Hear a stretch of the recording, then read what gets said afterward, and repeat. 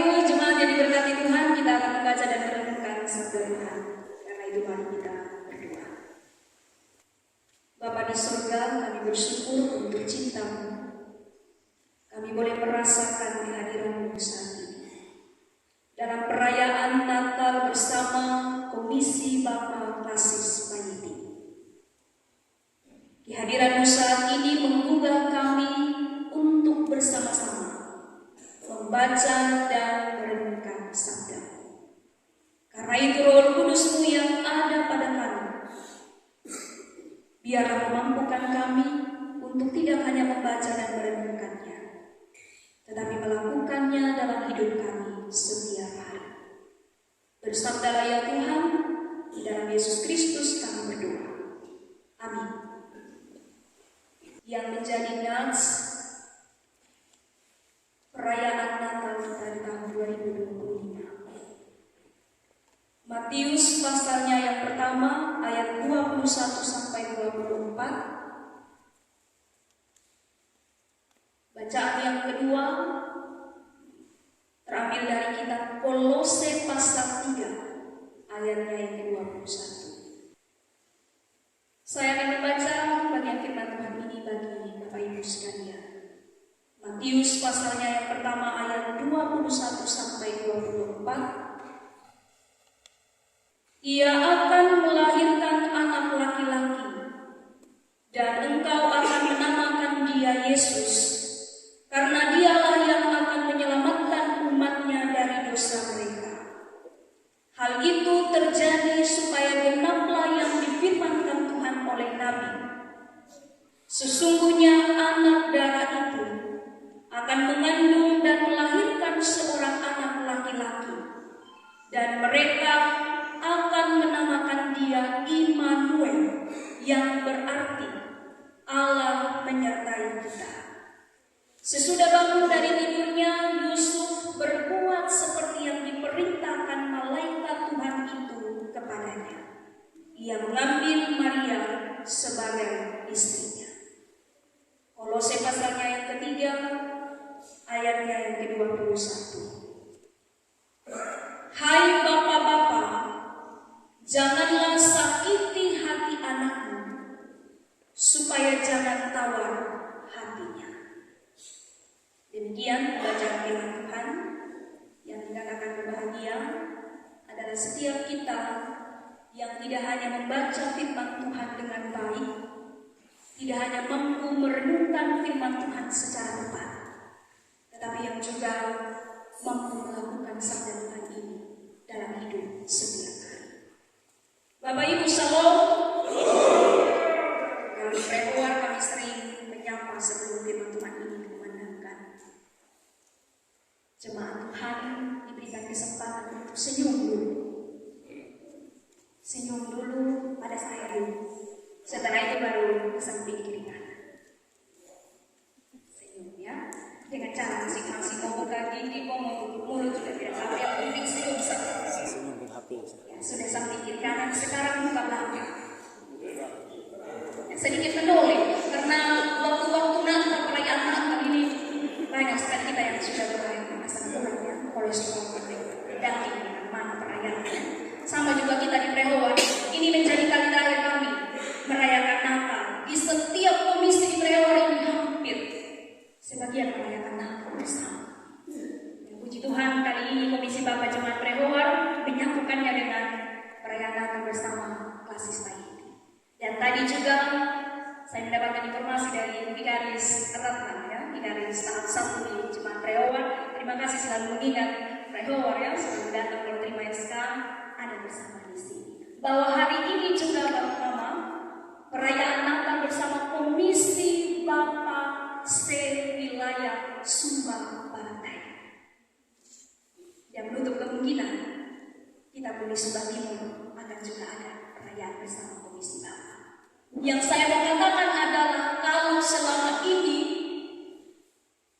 yang gemerlap, yang gemilang, yang cemerlang itu dengan gebrakan yang luar biasa adalah kaum ibu gitu ya, tapi bersyukur. Klasis Payiti kita berikan tepuk tangan. Hampir sebagian ya kursi di Prehoan ini penuh.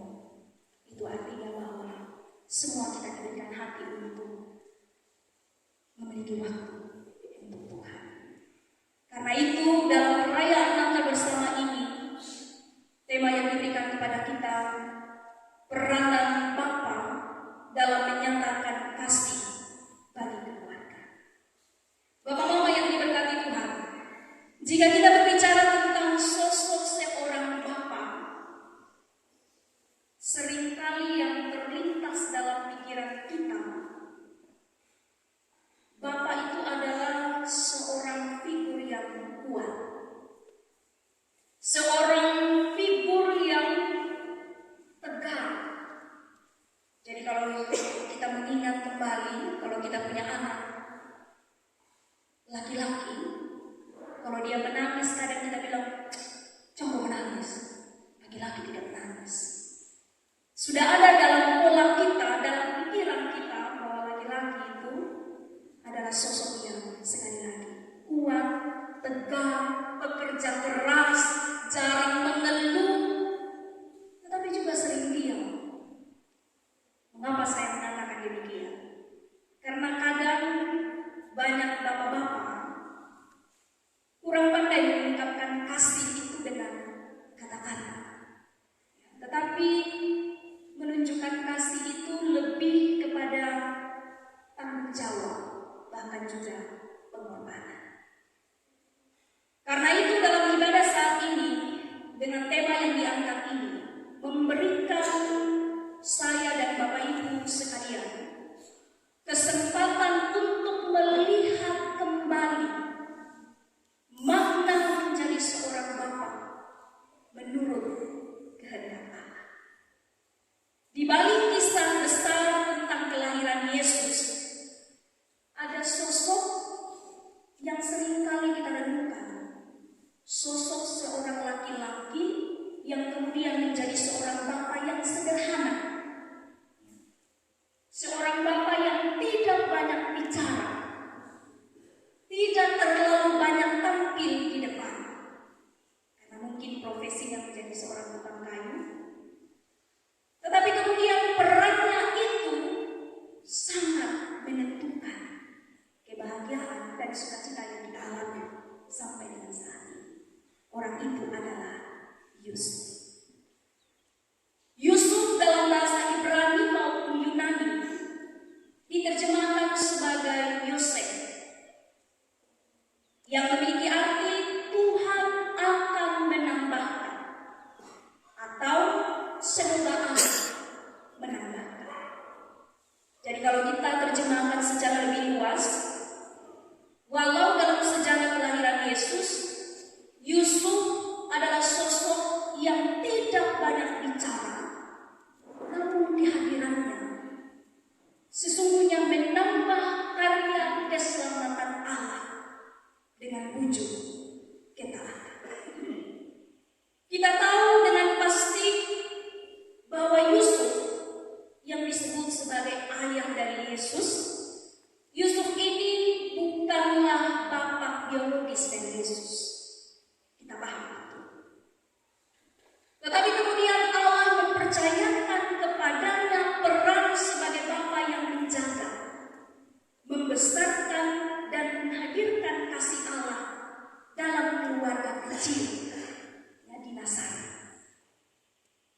Dari sosok Yusuf, kita semua diajak belajar secara khusus para bapak-bapak bahwa kasih sejati seringkali dinyatakan bukan hanya lewat kata-kata, tetapi sesungguhnya juga lewat sikap hidup yang taat dan bertanggung jawab. Seorang bapa mungkin tidak selalu terlihat, tetapi harus dipastikan bahwa kehadiran seorang bapa itu menambah berkat bagi keluarga dan memuliakan Allah. Bapak Ibu yang diberkati oleh Tuhan, dalam kitab Injil Matius yang kita renungkan saat ini, kita melihat Yusuf berada dalam situasi yang sangat sulit. Ia tahu bahwa Maria mengandung, dan secara manusiawi itu adalah aib besar. Sebagai seorang laki-laki Yahudi, Yusuf memiliki hak untuk menolak. Lalu kemudian meninggalkan Maria secara diam-diam. Ya karena dia hanya tunangan dari seorang Maria.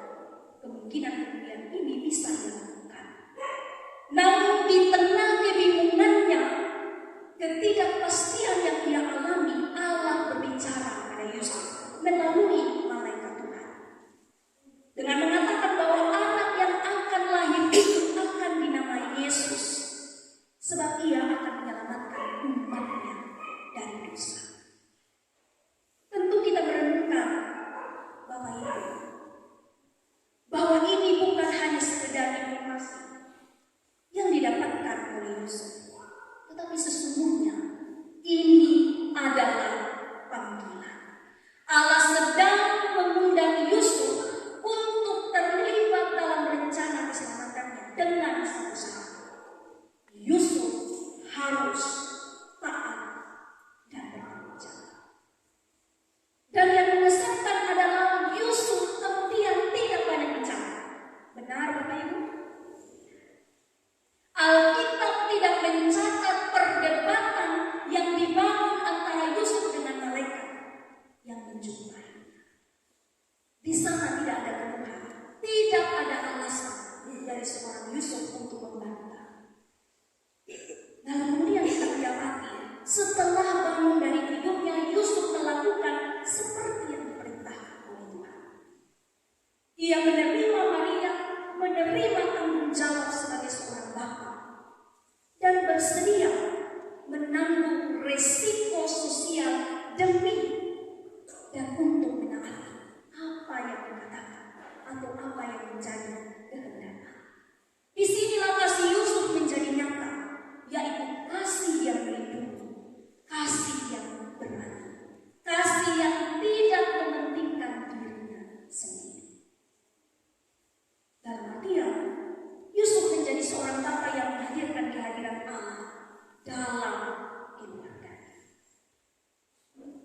Bacaan yang kedua, Kolose 3 ayat yang ke-21, yang menjadi nafsu untuk kita renungkan dalam perayaan Natal bersama kita saat ini. Kolose menegaskan peran penting seorang bapa dalam keluarga dengan mengatakan, hai bapak-bapak, janganlah sakiti hati anakmu. Supaya apa? Supaya jangan tahu hatinya. Ayat ini menunjukkan bahwa kuasa dari seorang laki-laki atau kuasa dari seorang bapa yang dipercayakan keturunan oleh Allah, yang tidak semua orang kita bicara itu diberikan oleh Tuhan. Dan kita yang diberikan kesempatan itu, kuasa itu, bagaimana sikap kita ketika kita bercermin dari apa yang disampaikan oleh Rasul Paulus dalam kitab Kolose? Bagaimana kita bisa menjadi seorang bapa yang bisa membangun tetapi juga tidak menyukai? Perkataan dari kita yang keluar dari mulut kita sebagai seorang bapa yang kita katakan tadi memiliki kuasa, sadarkah kita apakah kata-kata yang kita keluarkan itu sungguh menguatkan anak-anak kita? Tidak hanya anak-anak, istri, keluarga kita, ataukah justru mematahkan semangat anak-anak?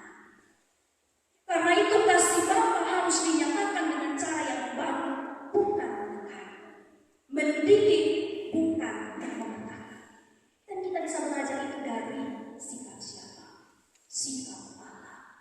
Karena begitu besar kasih Allah akan dia itu, ia datang untuk kita, manusia yang berdosa. Kiranya kasih itu juga yang mengarahkan kita sebagai seorang bapa yang tidak hanya bisa tampil di depan bersuara keras, tapi juga memiliki kasih yang dapat mengayomi keluarga kita masing-masing.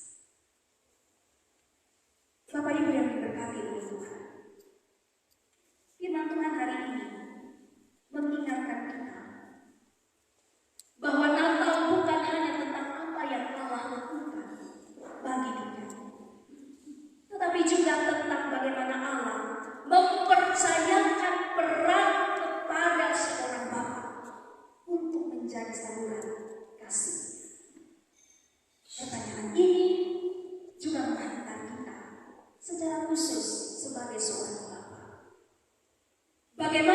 masalah itu dapat kita nyatakan secara nyata di dalam keluarga kita hari ini. Yang pertama, firman Tuhan itu mengarahkan kita. Seorang bapa dapat menyatakan kasih melalui tanggung jawab dan kehadirannya. Kasih seorang bapa bukan hanya terlihat dari kerja keras. Kadang kalau kita bilang sama kita punya istri, kita punya anak-anak, sama kita punya keluarga yang tinggal bersama kita. Jangan omong terlalu banyak. Saya ini yang cari nafkah di tengah keluarga. Saya ini yang bekerja keras sampai bisa makan dan sebagainya.